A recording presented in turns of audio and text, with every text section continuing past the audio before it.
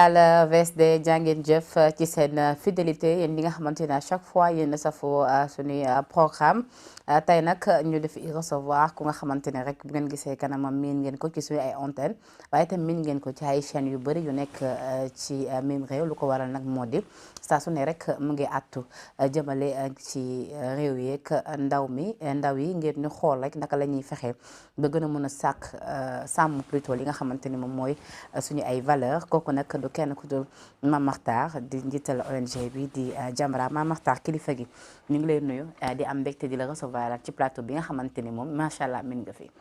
waa kay jërëjëf soxna Penda Badji comme ni nga ko waxee rek di amaat mbégte di dellu si bu ma yabonee suñu kër. te di sóorale ci nuyoo bi suñu mboolem téléspectateur Sénégal 7. ñi koy suivre sur Facebook YouTube ak yeneen i plateforme te di am yaakaar ne simili yi ñu fas yéene seq ci laaj ak tontu dinañ ci jëlee njëriñ ñun ñi ci plateau bi kazalika mboolem téléspectateurs yi ñuy seetaan incha allah. effectivement loolee ñu ngi koy ñaan bu baax a baax kilifa gi ginnaaw bañ la nuyoo dalal la ba noppi ñu fas yéene àttu ci li nga xamante ni moo ñeel actualité bi laata ñu gën a xóot ci waxtaan bi nga xamante ni loolu moo gën a yokku tax ñu indi la fi sax mu ñeel coowal loi bi nga xamante ni ànd nga ci ak waa ànd sàmm jikko yi mu ñeel ñu criminaliser wàllu góor jigéen fii ci Sénégal ñu gis ni ci fan ñu nekk nii enseignement bi donte ni yàgg na sax waaye ci fan ñu nekk ci gën a fësaat mu ñeel wàllu enseignement bi ci même réew amaan na ay perturbation bu baax a baax ba ndaw yi gis nga nit ki barki démb wàcc nañ ngi ci mbedd bi di ci amal seen ab marche naka nga dundee lu ni mel. waaw loolu day dafa bokk ci la respiration de la démocratie ndax xam nga l'ère de la pensée unique est révolue. léegi dañu nekk ci jamono boo xam ne la dictature de la pensée unique amatul. kon nag képp ku yàlla dogal nga jiite am réew na nga sóoraale ni mënoo muus ba am unanimité ndéem ki ñi gën ñun ñëpp Seydina Mohamed sallallahu alayhi wa sallam il était contesté dans sa propre famille. Son oncle paternel Abou Lahab nga xam ne yemul rek ci contre ko waaye da daan dem di lëkkaloo ak Xuraysh yi lalal pexe Seydina Mohamed mu ànd ak ñoom cautionné ko voilà kazalika ñeneen ñu baax ñi fi jaar yëpp.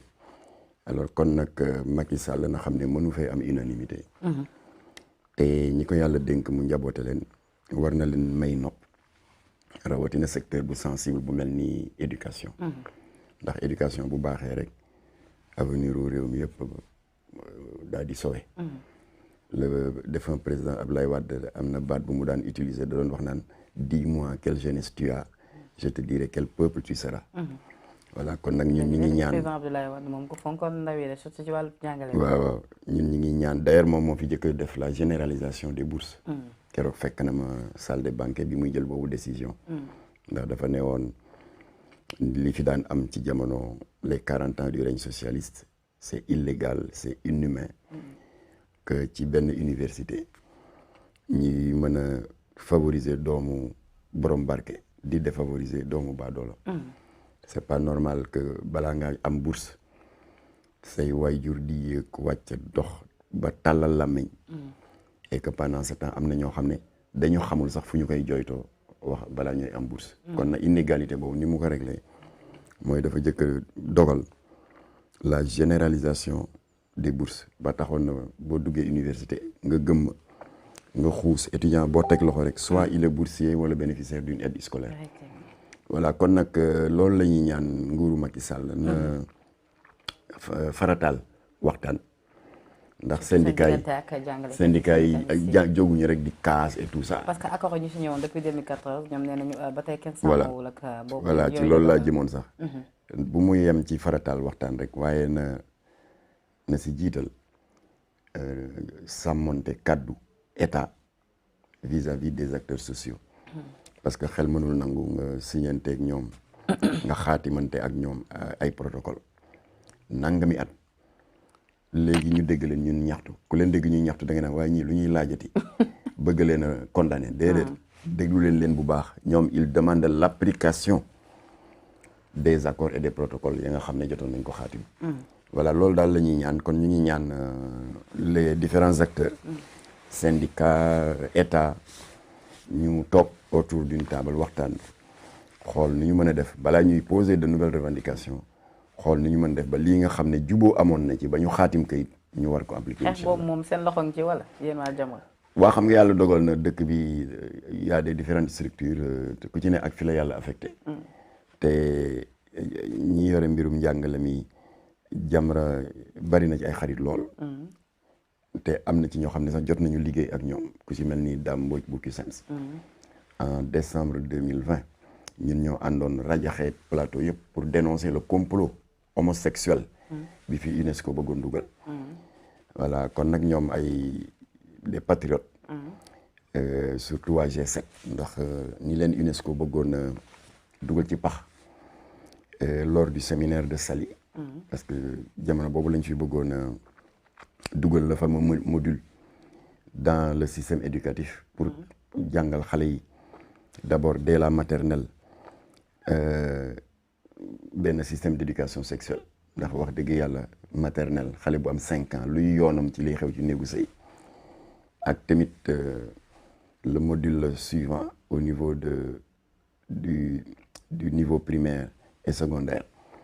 mais je veux dire ci xeex bi ñu nekk nii c'est-à-dire xale yi di leen metti ba ñu wàcce ci bedd bi di ko kaas ba mu ay jàmmaarloo dox ci seen diggante ak way takk der yi parce que tamit marche bi c'était pas autorisé donc fallait que takk der yi disperser un tout petit peu la foule. donc ci xeex boobu laa bëgg xam ndax pare ngeen Jamra pare na pour accompagner ci ñi nga xamante ni soit syndicalistes yi parce que bu accompagner syndicalistes yi tamit accompagner na bien évidemment élèves yi pour bien évidemment obtenir quelque chose moom kay lépp ñu mën a sauver éducation bi mu ngoog lépp lu askan wi ittewoo rek ñun tam def nañ ko itte. voilà waaye Jamra dafa am principe mooy ñun duñu duggal suñu yoon newul. suñu principe mooy bu fekkee sollicité nañ ñu pour ñu intervenir dans telle situation. volontiers si la ñuy jóg dugal ci suñu loxo. récemment def nañ ko dans le dossier de l'ex-société de nettoiement bi ñuy wax AMA Sénégal. état moo ko tas de manière arbitraire y a pas de plan social. 1777 travailleurs ñu dàq leen. amel leen ay arriérés de salaire ay indemnités de congé indemnité de licenciement d'un montant de 3 milliards ñoom ñoo ñëw sollicité ñu. ñu bind lettre Macky Sall. mu boole woon ma ak premier ministre bi fi nekkoon kooku boole ma ak Amadou Ba ministre des finances boole ma ak agent judiciaire de l'État di Antoine Diome.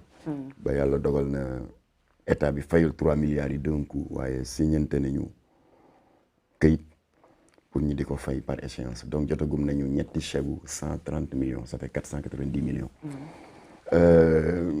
De la même manière tam waa Sénélec sàkku nañu ci Jamra mu dox tànku jàmm seen diggante ak direction bi dañ dàqoon 700 travailleurs mooy bi compteur Woyofal yi commencé. ñu jàpp ne waaw comme que léegi compteur la yoo xam ne consommateur bi mooy gérer consommation ni muy gérer crédit téléphone Orange bi ak Tigo wala Expresso kon dootuñu soxla ay électricien monteur ay ñiy dem di relever index yi comptable yi defal facture daal di dàq 700 personnes.